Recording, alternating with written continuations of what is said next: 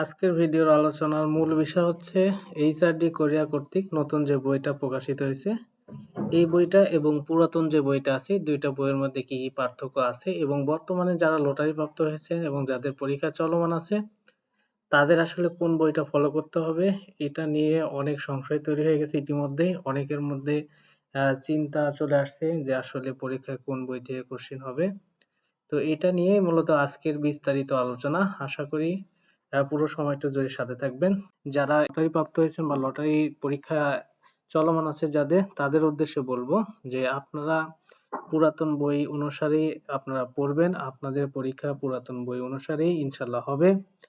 আর 2025 সালে যে সার্কুলারটা আসবে সেই সার্কুলারের যে পরীক্ষার্থী আছে বা নতুনভাবে যারা পড়া শুরু করবে তারা এই নতুন বই দেখে পড়া শুরু করবে আর কি। এখন মূলত নতুন বই এবং পুরাতন বইয়ের মধ্যে আসলে পার্থক্যের বিষয়গুলো কি সেই বিষয়গুলোই মূলত আলোচনা করব।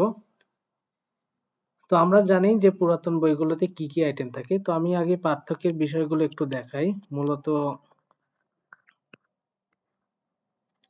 আমরা জানি যে পুরাতন বই আর নতুন বই, তাহলে এখানে আমরা একটু বিষয়টা খেয়াল করি। আমাদের পুরাতন বইয়ে কি কি আইটেম গুলো ছিল একটু খেয়াল করেন। যে আমাদের পুরাতন বইয়ে মূলত আইটেম গুলো ছিল হচ্ছে, এক নম্বরে কি ছিল, এক নম্বরে ছিল হচ্ছে সংলাপ।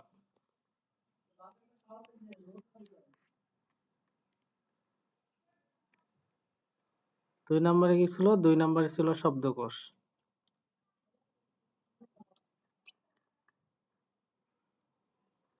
তিন নম্বরে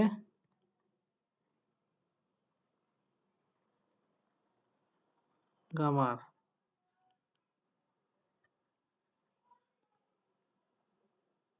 চার নম্বরে ছিল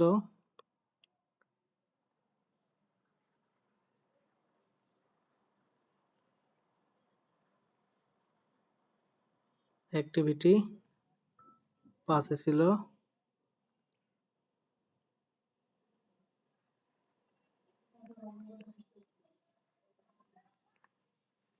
সংস্কৃতি।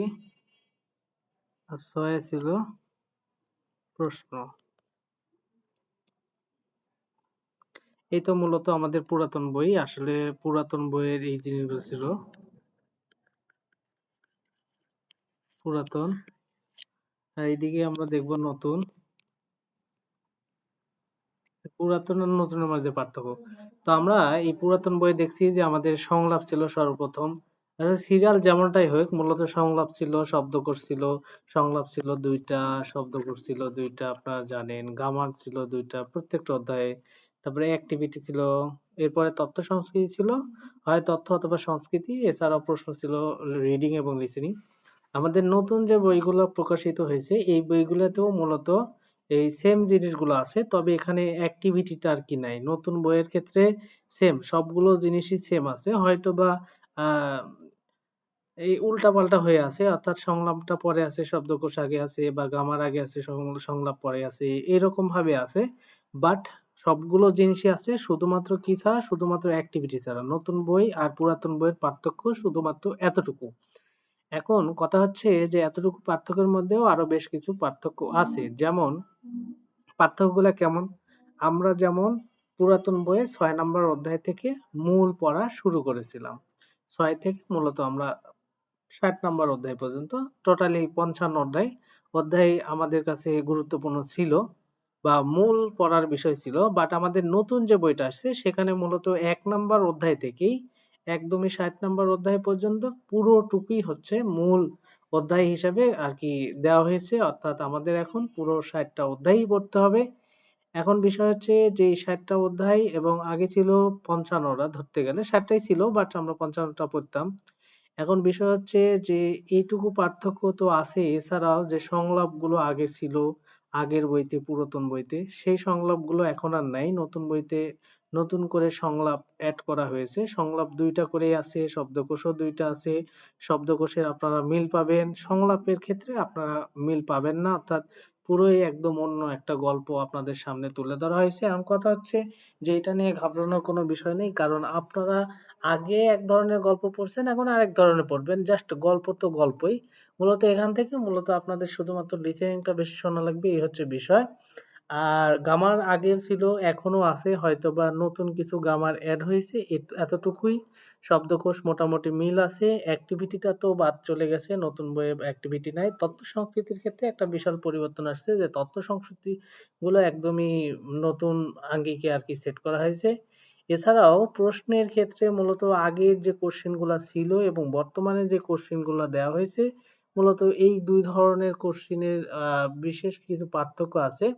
যেমন এই নতুন বইয়ে আমরা দেখতে পেয়েছি যে পাঁচটা পাঁচটা করে কোশ্চেন দেওয়া আছে এবং কোশ্চেন গুলো খুবই গুরুত্বপূর্ণ, এবং দেখা যাচ্ছে যে যেগুলো পরীক্ষাতে আসে এই ধরনের কোশ্চেন গুলোই মূলত নতুন বইতে অ্যাড করা হয়েছে। আর পুরাতন বইয়ে আপনারা দেখছেন যে কোশ্চেন অনেক থাকতো, বা যে ধরনের কোশ্চেন গুলা এখন আর আসে না সেই ধরনের কোশ্চেন গুলো পুরাতন বইয়ে ছিল, বাট সেগুলো আর কি কাটছাট করে এখন নতুন বইতে মূলত নতুন প্রশ্ন অ্যাড করছে যেগুলো পরীক্ষাতে আসে এবং খুব গুরুত্বপূর্ণ। তো আমরা সব মিলে বলতে পারি যে আসলে দুইটা বইয়ে তেমন পার্থক্য নেই বললে ভুল হবে। হয়তোবা 30 থেকে 40% জিনিস নতুন অ্যাড হয়েছে, বা তার থেকে বেশিও, 50-50ও বলা যায়। তবে আমি বলবো 30 থেকে 40% কিছু জিনিস অ্যাড হয়েছে। আগে যেগুলো শব্দ পড়ছেন, শব্দকোষ পড়ছেন, মোটামুটি মিল আছে, বেশ কিছু শব্দ আপনারা কমন পাবেন। এখন হয়তোবা গল্পটা বা তথ্য সংস্কৃতিটার মধ্যে পার্থক্য আছে, এগুলো পড়তে গেলে হয়তোবা নতুন কিছু শব্দ আসবে। তারপরেও বিষয় হচ্ছে যে আগেও আপনাদের গল্প পড়তে হয়েছে, লিসেনিং শুনতে হয়েছে, এখনো গল্প পড়তে হবে, লিসেনিং শুনতে হবে, সেম জিনিস। আগেও প্রশ্ন ছিল, এখনো প্রশ্ন আছে, তথ্য সংস্কৃতি আছে। এখন তথ্য সংস্কৃতির ক্ষেত্রে হয়তোবা যারা আগে পড়ছেন সেগুলোর সাথে আর মিলবে না, নতুন করে পড়তে হবে, এতটুকুই। তা আমি বলবো যারা লটারি প্রাপ্ত, বর্তমানে যাদের পরীক্ষাগুলো চলমান অবস্থায় আছে, তারা দুশ্চিন্তায় পড়বেন না। আপনারা যেভাবে পড়তেছিলেন সেভাবে পড়বেন, আর যদি পারেন তাহলে এই নতুন বইটার প্রশ্নগুলো যদি আপনারা সলভ করেন, তাহলে আশা করি আপনাদের অনেক অংশে উপকৃত হবেন। কারণ বর্তমানে কোশ্চেনের যে প্যাটার্ন গুলো, সেই প্যাটার্ন অনুযায়ী মূলত বর্তমানে যে বইটা এসআরডি কোরিয়া আর কি প্রকাশিত করছে, সেই আঙ্গিকেই আর কি প্রকাশ করছে। তাই আমি বলবো যে আপনারা আগের আঙ্গিকেই পড়বেন, বাট কোশ্চিন প্র্যাকটিসের ক্ষেত্রে বা সলভ করার ক্ষেত্রে আপনারা নতুন বইয়ের কোশ্চিন গুলা সলভ করতে পারেন। এতে আপনাদের পরীক্ষার হলে কোশ্চিন সলভ করা বা কোশ্চিনের প্যাটার্ন গুলো আপনাদের কমন চলে আসবে। হ্যাঁ, হতে পারে কিছু কোশ্চিন কমনও পেয়ে যেতে পারেন। তাই আমি বলবো যে দুইটা বইয়ের মধ্যে খুব একটা পার্থক্য নাই, আহ অল্প কিছু পার্থক্য আছে। তো এটা নিয়ে ঘাবড়ানোর কোনো বিষয় নাই বা দুশ্চিন্তার কোনো বিষয় নাই।